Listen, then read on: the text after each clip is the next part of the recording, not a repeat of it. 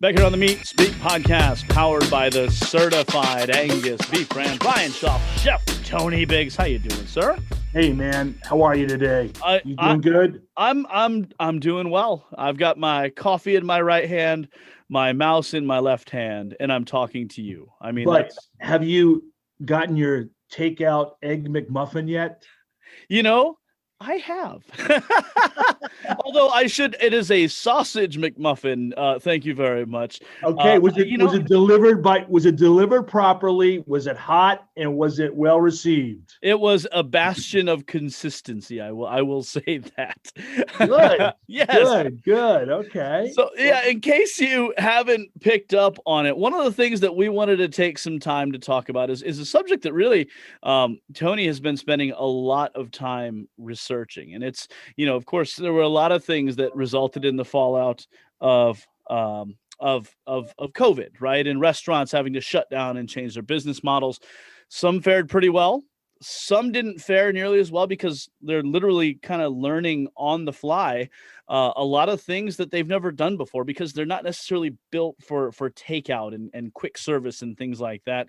Um, we aren't here to solve all the world's problems, but we do like to think we've got a certain expertise when it comes to beef. And Tony, you have spent a long time, really, you've spent most of COVID. I know we'll jokingly say you've spent a lot of COVID ordering takeout. I since the COVID, I mean, let's face it, uh, you know, food is never going to, especially steak, will never perform the way you serve it at your restaurant, right, Brian? It's just not. And I think the most difficult thing that our partners are seeing, especially steakhouses, is how to get that steak from A to Z, just like you would get it in a steakhouse. And so, Brian, you and I, we take take out for granted because we just want it. We want it now. We want to digest it. We want to eat it. We don't care how it gets there, and we're just gonna munge, right? Mungia. That's Italian for let's eat, baby. And so, but you can take measures to ensure that your takeout and beef going out will still be the best experience your guests can expect. Yeah. Well, it's a funny thing. Like when you think about the restaurant industry as a whole, there are certain foods we've been getting as takeout our entire life. We actually just I'll plug it. If you go a month or so back, there's an episode all about food trucks, right? Food Yeah. trucks are built with food that's going to travel well, easily assembled. They hand it to you off the truck. It's going to hold. It's going to be good. People aren't serving up 16-ounce strip steaks off of a food truck, and there's a reason for that. But that doesn't mean, especially with COVID, with restaurants, that maybe that's what they've built their business model around. They need business just as much as anybody else, if not more, right now. Well, you're right. And the thing about it is people still, dining, especially in America, is a cultural thing. Want to go out, they want to, they want to be with their friends, they want to enjoy a great meal, especially a steakhouse. And this is where this study came in, So, I was asked to do an in-depth study in takeout and what others are doing in the industry because, hey, let's face it, we're all in the same boat, right, Brian? Yeah. I mean, Amen. Amen. yeah. Talk to me because, steak is one of those things, of course we say let it rest, right? It comes off the grill. You've got to let it rest. You've got to let juices redistribute, all these different things. But there's a difference between letting it rest, which it typically does before it goes, out the kitchen to your table in the dining room, versus being packaged up and sent out. What happens to the meat from that time when you are resting for that elongated period of time? What is going on there?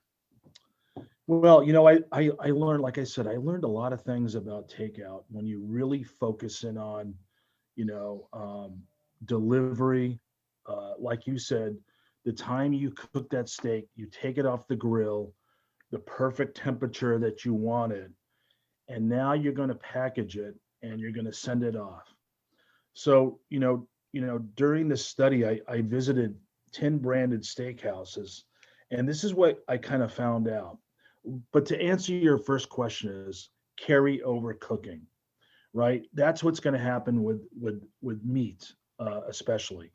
Once you take it off the grill and once you temp it, basically that is going to carry over another 5 to 10 degrees, and it could carry on more depending on your packaging. So to answer your question, yes, the carryover cooking. Um, but I'll tell you what, I visited 10 steakhouses, all different sizes, and most of them were branded. So I'm not going to call anybody out. First I was, when you call in for a steak, um, I feel like, when you're talking about beef in general, that's the most expensive thing on your menu. So to me, as a steakhouse, I want to protect that most uh, expensive thing on the menu. And I want to ensure that gets from point A to point Z in perfect time, and the communication is there to our guests. Because, hey, let's face it, if you pay $95 for a tomahawk certified Angus beef that steak better be dancing on the table. Would you say, Brian? For I mean, $95, with right? yeah, and I would say with full orchestra and backup dancing. Full orchestra, maybe even a background of Sinatra, okay, in the background. Not even, because come on, certified Angus beef prime is beautiful. So what I experienced, I did an order to a local steakhouse, a very high end, by the way, and that steak was $95. I ordered a certified Angus beef 36-ounce tomahawk, 11-ounce filet mignon, and a 22-ounce bone-in ribeye. So this is what I found. I went to go pick it up. I didn't order Uber Eats or DoorDash. I went to pick it up. I wanted to make sure I was there on time, and I wanted to make sure that I was giving it enough time. And it took me about 25 minutes to get home. 25 minutes. So my study was based on a 20-minute interval from A to Z, if you can follow that. And so when I got it home, I poured myself a glass of wine, put out the plates, and that took another 10 minutes. So by 35 to 40 minutes, I was ready to eat my steak. So I proceeded to get into the bag, take out the fillet, the ribeye, and now the tomahawk, which the fillet and ribeye were okay. There was no garnish, there was no extra, there was no fanciness, and I paid I paid top dollar for these cuts, certified Angus beef, and but it was okay. I cut into them; they were cooked okay. To my liking. And what I suggest everybody, I'll bring this up again later on in this discussion, is that if you're going to send out a steak, I would undercook it. So if I order a medium steak, I would cook it, I would send it out medium rare because of the carryover cooking that you're going to, that attention. So if you're a server or you're the order taker for the most expensive things on your menu, these are things you have to let your customer know, right, Brian? You would have to let them know, hey, you ordered a medium rare steak, but we're gonna cook it rare for you. By the time it gets to your house, it's gonna, that because of that carryover cooking, it's gonna be beautifully medium rare. You would rather undercook than overcook, right? Because that's when you're gonna have problems. Look, steakhouse, they ruined my steak, right? I'm never going back, right? But you could also, you can put it into your your oven at home, warm it back up to your liking. You can do all these things. And I found that only one steakhouse out of 10 gave instructions on reheating. 1 out of 10. So that was very important to me, getting those instructions. Let's go back to the tomahawk. Open my bag up, took the bone. Here's the bone. The bone, where's the meat? They unattached the bone from the ribeye.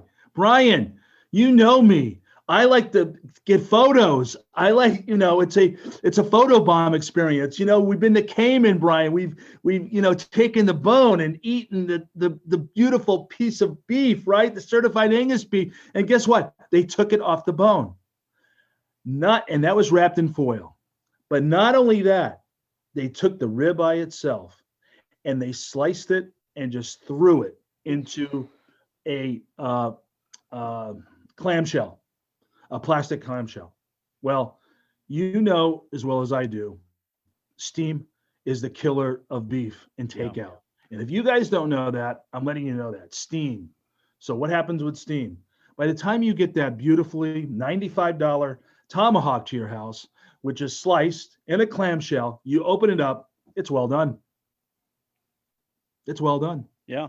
And you've paid basically $95 for a well done ribeye steak. And I love the ribeye steak, but Now, tell me why the bone-in ribeye wasn't cut, which is actually the same thing as a tomahawk. Okay, I know why. Because they didn't take the time for the right packaging of their tomahawk. You know, you let people know that if you're going to pay $95 for a prime tomahawk, that you are going to get it a certain way. That's what I asked for, right? So what I did was I waited 2 weeks. I thought about it. I called the manager. Of course, he wasn't hostile, but you know, anybody who doesn't any great restaurateur, they think they do it right all the time. They don't want to be critiqued. But after a 20-minute conversation, he probably agreed. He agreed, and that he would go over it with his service and the order taker taking the orders that they should take more beautiful care of our beef. yeah. I think every restaurateur, every chef, every GM, everybody who is in business and being successful is doing so because they all have the same goal in mind, and that's to make sure that at the end of the day, people are getting the best possible experience. And it's the learning curve for takeout is pretty great, especially for steakhouses. But you had mentioned packaging a couple times. If there is a magic bullet to getting steak from point A to point B, after that long term, talk to us about the packaging. Use the clamshell, obviously steam. I mean, there's carryover cooking, and then there's basically There's wrapping it in its own heat, and it's just going to continue to cook and cook and cook and cook. There are ways to mitigate that, though, correct? Yeah, there's so many things. I mean, I think, and I know and I know these restaurateurs are listening to us, and we really appreciate listening to us. And I found out there's different levels of steakhouse who are going to use different levels of packaging. I'm sure the lower end steakhouses aren't going to purchase a $2.50 package to go out, or they might as well just add that to the cost of the meat that's going out, or the menu item. And a lot of folks are doing that. They raise their prices to attribute to the situation, the COVID situation, because of the packaging prices. Another thing I found out there was that people are running out of packaging, the right packaging, right? And so now I hate to say it, I'm not gonna. There's stores near you and me that sell things for $1, right? The aluminum tin with the cardboard on top, right? You know what I'm talking about, right? $1. That should give it away. And that's okay for folks. But when you open that up after 20 minutes, you open that packaging up and everything is steamed to death. It's like, So I do have some suggestions. There is packaging where they have ventilation vents on top. And it's a plastic type of clamshell, not a clamshell. And I saw this at a branded steakhouse. I ordered a steak from it, and I thought this was magical. And it also had the grooves, if you know, on the bottom. So when you place the steak in, it's actually maybe off of the packaging bottom, maybe a quarter of an inch, right? So it's not cooking in its own juices. It's somebody really gave it some thought when it came to steak at this particular steakhouse. And I love the steam vents. When I got this home, I was actually, I'll be honest, they don't serve certified Angus beef, but it was one of the best bone-in ribeyes I've had, and it was cooked to perfection. Another thing a lot of folks do is, and I totally agree with this, is you place your hot veg in, or a roasted onion or a baked potato hot in with the steak. This is keeping everything warm, condensed in one area. And when you get it home, it's much more warmer. I found this out. So if you just put a filet mignon in a clamshell, expect it to be cold when you get home. You with me, Brian? I'm trekking with you. Steam is a killer, but you know what we do, and at Certified Angus Beef, our great culinary team is, and I learned this in the hotel. I have to admit, Janos Kiss was the corporate chef for Hyatt Hotels for many years, and it was a standard that when we cook steaks for our customers, we would brush a little bit of seasoned oil on top of the steak before we serve it to a customer, meaning it could be a garlic oil, it could be a thyme, an herb oil, it could be something like that.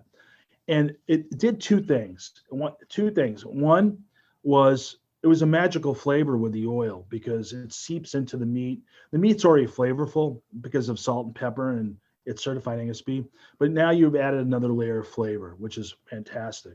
The other thing was, and I learned this in the takeout, was the oil separated the condensation, the steam from the takeout. So when I opened my packaging up from a steak that we actually brushed oil, there was no steam on top, or very, very little. It was like it wasn't fresh by all means, but there wasn't that steam that you get from a takeout. So I recommend that. The other thing I recommend is, my dad taught me this. I'm going back from experience here, folks, that, why do people sell a 4-ounce filet mignon at a half an inch thick when you're going to get it well done? Just serve a 2 to 3 ounce thick steak, charge for it, cook it right, take it home, and you can have a doggy bag when you get home. Do it right. Do that steak right. So I've always been a proponent. I know people want a 4-ounce steak and it's portion control and blah, blah, blah. But you know what? When you want a really great steak, you're going to cut that about 2 to 3, right, Brian? You know it, 2 to 3 inches thick. You're going to cook that medium rare, salt and pepper. You're going to have a great experience. Yeah. So, well, and like anything else, it's all about building in a layer of insurance, a layer of insulation against overcooking. The thicker the steak, the greater degree of, I guess, error you've bought yourself, right? Exactly. I mean, these were great tips. I mean, I when you focus on really takeout, and especially, I felt that, these restaurants didn't pay enough attention to how their steak was dressed as well. When you dress for a party, Brian, what do? You put your tuxedo on, you go to the party, you looking like $1 million. Well, why can't you do that to a $95 steak? Really, honestly, and put some greens, some watercress, a note, a sauce. When you go to Papa John's, what do you get? You get the garlic butter, you get a couple of peppers. You remember those things, Brian, don't you? So why not dress those steaks up that you have, that people will remember? Hey, I got a steak, but you know what? I got a baked onion that was unbelievable in the packaging, that kept the steak warm, and it was just magical. Yeah, and it's so subtle because average consumers aren't going to look at that and say, "Oh, that baked onion was obviously there to keep things warm." They're going to say, "Oh, that was delicious." I mean, you get to play both sides of the coin. It's functional, and it's also additive to the entire dish you're pushing out. Exactly, you said it. Baked on. So if you're keeping track at home, the big 3 takeaways would appear, take care of your packaging. Don't just throw it in a clamshell. Don't just wrap it up. Make sure that whatever you are pushing your steaks out in has some sort of ventilation. And also, if it's got the little grates at the bottom to keep it off the juices, Oil is a great protective barrier to finish your steaks with before they go in, and you're going to have more success with thicker steaks as opposed to thinner. What if our old meat scientist Phil Bass always used to say that there are 2 degrees of doneness for thinly sliced steaks, raw and cremated. So the thicker the better, right? The thicker the better. You know, and I know. Oh, outstanding. But let's be clear, right? You can take all the precautions in the world to give people a great steak eating experience via takeout. It's still never going to be the same. It's one of those things that's so difficult to replicate. You know, you can't replicate the ambiance. You can't replicate service. You can't replicate all of those unbelievable things that make dining out so special. So all these tips aside that we're talking to chefs and restaurant owners about, if you are a home cook, if you are a consumer, we will also plead with you, give these folks a little slack, because you know, they're doing their damnedest to give you the best experience that they can. And you know, it's COVID, so be kind. Have steak will travel, Brian. Have steak will travel. That's going to be my next tattoo. Oh, outstanding. On that note, Chef, anything else you want to drop in? Well, yeah, I got a couple more. I got one more thing. I actually have a friend that is a door dasher, and I actually went on a couple of door dashing routes, and I was dressed in my Bill Belichick hoodie that I always wear, and nobody recognized me, and I did some door dashing, and it was an enlightening experience. It really was. You know, getting from A to Z for a door dasher is a challenge, and to get there on time and to get orders, not just steaks, but you know, you're talking about tuna or sushi or a burger. You know, it's and Chipotle. You know, getting to your destinations in a timely manner. They grade you for that, actually. So in defense of those carriers, it was eye opening. It was eye opening. So I have a lot of respect. That's interesting. Well, there's just got to be a certain level of trust on both sides there as well, because if you're a chef, you know, the door dasher doesn't work for you. So there, you know, there's an aspect of really, you know, taking a leap of faith and saying, I trust that you're gonna, that, you know, this is Frodo returning to the ring to the mountain, right? The one good thing about DoorDash that I saw was once you get an order, if there is a place that another order beeps on your phone on the way, not out of your way, you have a time frame to get that order to a customer. There's a time frame, and they let the customer know that. And so if you have, like I said, if you have another order that dings in and you're on the way to that destination, that final destination, you can pick up that order and serve 2 orders, but they will never ever send you southwest, northeast, and mishandle an order. Well put. Well put. On that note, Chef Tony Biggs, just know if you are listening and you want to pick his brain a little bit, because that's basically what he did during quarantine. Was he put on his disguise and he'd go into restaurants and you know, just to, you know, because I think every restaurateur, whether they want to admit it or not, really wants to know, like, all right, what is somebody who is unbiased with no axe to grind, who literally is just trying to look at what we're doing and maybe give some helpful suggestions to make us better. What are they really experiencing when they see our operation? And that's a great thing. You know, though, Chef, the Abraham Lincoln costume that you put on, it kind of gives you away. I'm not gonna lie. So, hey, I want to say one more thing. Hey, Brian, we I think we've built up a great you know, audience, and lots of people are reaching out for recipes. So feel free to, you know, reach out to me on Instagram, Chef Tony Biggs. I've spoken to a couple of people about some things we've talked about on this show, and so keep it coming. I mean, wow, it's kind of amazing, and love for the show, Brian. So great job. On that note, if this is your first time tuning into the Meat Speak podcast, know that you can find us across all of your major podcasting platforms, including Apple, Google Play, Spotify, or simply by visiting the best option, certifiedangusbeef.com/podcast. It's the best because it's got our picture there, Chef. We're looking pretty good, not gonna lie. It's we're gonna print them off like Tiger Beat magazine covers, and weekend barbecue enthusiasts are gonna have us on their bedroom walls. What if we gain weight and it doesn't look like the picture anymore? I mean, I feel like yeah. Oh, see, I entered this thing already like a little large and in charge. So I think I've bought myself a little insurance on that. So on that note, this is the Meat Speak podcast, powered by the certified Angus beef brand. On behalf of Chef Tony Biggs, on behalf of meat scientist Diana Clark, who is not here this morning, she actually has her hands full with children. It's COVID right now, so you do what you can. I'm Brian Schaff. We appreciate you taking time to tune in, and until next time, we'll see y'all later.